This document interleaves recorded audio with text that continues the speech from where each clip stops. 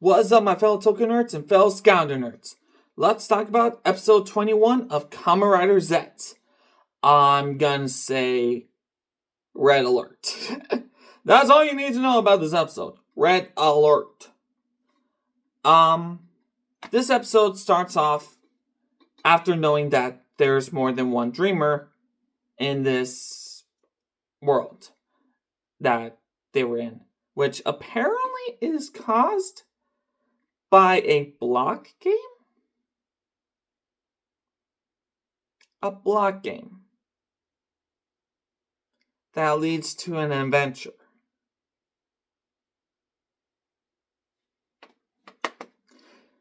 I don't know how I feel about that.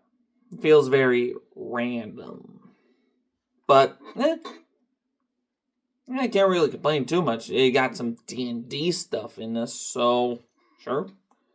Also, the name's kind of weird. Black Crate? I don't even know how to say it properly, but moving on. So, immediately, this whole episode was really setting up what's to come, but at the same time, it definitely is like, we gotta move situation in this dream. Because not only are you trying to prevent one dreamer, but you're trying to prevent multiple dreamers from having the bad dream. Which, even then in itself, is bad news on its own. But with that being said, this episode did follow up on the Nox and 5. Lord 5? It's weird that code number 4 and 5, 5 and 6, 6 being Kyria, are called Lord 5 and 6. Isn't that a little weird? Because we got Nox Knight, but then you got Lord 5 and 6.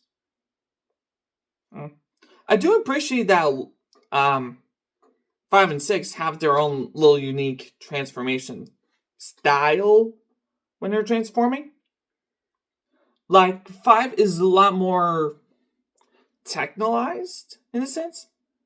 Whereas Kyria's Lord 6 is a lot more mystical, in a sense. If you guys get that vibe, let me know. Because I personally kind of like it. It kind of gives it some uniqueness to the different lords, which is cool. Although I will say the suit for Kyria is a little weird. I don't know how to put it. It's just, I don't know. It feels like something's missing, but I don't know. So, this episode had... Okay.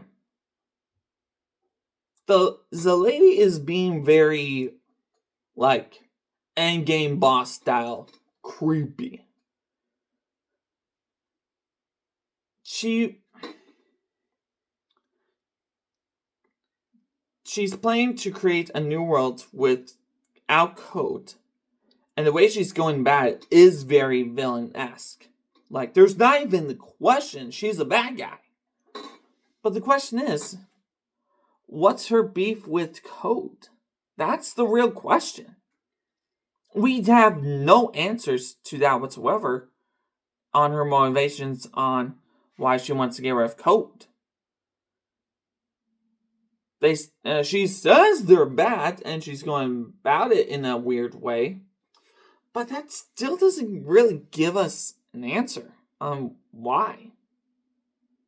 Like, what's the backstory to that? Also, the kids having the most effectiveness when it comes to nightmares, I can see that, which does make sense. It does. Kids are kids, and they have their own mindsets and all that. So, they are more likely to have more bad dreams than adults, which, yeah, I can't really argue that. But, you know, it definitely scared a little bit. Like, there is a lot of, like, damn, there is some urgency in there. For sure. And, the nightmare itself, damn, that's like, oof, that's definitely a general size level of nightmare. And I can't believe it, but the nightmare won this dream. We haven't had that since episode 3 with the bomber. I appreciate that they're still doing with the idea, but dang, this was... I have mixed feelings about it. 1, it is very bad. That's very bad on its own. 2, it is more terrifying that kids brought that thing to life. But I'm a little confused on how the nightmare came about. Because from my understanding, please answer this if you can. My understanding is that the appearance of the Demon King is what caused the bad dreams to come true. How did it appear is the question. Because, okay, in my headcanon, it seemed like every time Baku destroyed one of those weird nightmare ones, the ones with multiple on it, it seems like every time Baku defeated them, it caused the Demon King to appear. But I don't get it. If there's no explanation on how the Demon King appeared, other than bad dream happening, bad dream going, boom, bad dream happened. So, how did it happen? Yeah, that's my only real critique about this episode.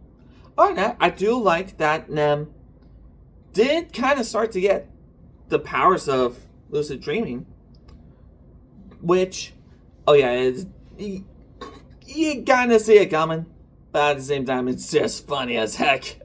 She literally made a hole and just whoop, plopped on the nightmare, which, sure, that's one way to defeat a nightmare. That's one way. I ain't gonna question it. So, there's that. And, give me a minute. I watched the episode multiple times, just to make sure I'm getting every detail as much as I can. I gotta get this off my chest. Okay, the whole situation with Nox, I'm starting to feel that he's kind of an undercover agent, in a sense. Here's my... I don't know why. Yes, I know, with the whole Code betrayed him situation, but I don't get the sense of, like, camaraderie between the lady and Nox. Nox is just there as, like, a muscle, or it seemed like he was, in this episode, to me at least, I'm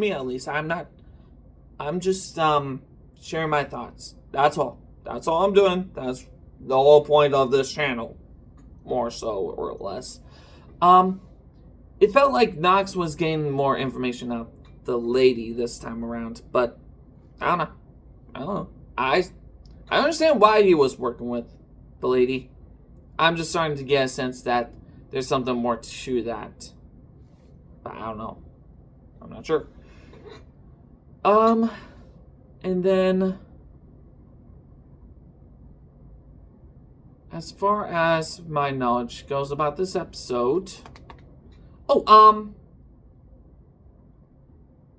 curious to know it. Well, okay. Okay, here's what I'm thinking.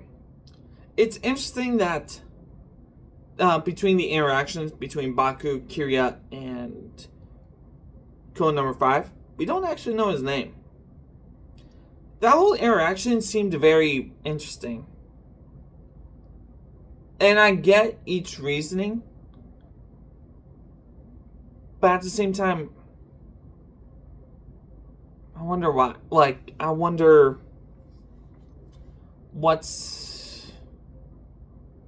I can't really understand. I'm not sure how to put this into words. But it seemed like Baku knew number 5, which I know he didn't, because he was surprised to see number 3. So what's the story with 5 in general? Don't get me wrong, I like 5. 5 is he seems like one of those okay, you guys seen the Green Lantern movie with Ryan Reynolds? He reminds me of that one big guy that helps Hal Jordan train to be a Green Lantern in that one scene. If you guys know what I'm talking about, thumbs up to you. You are now my new best friend.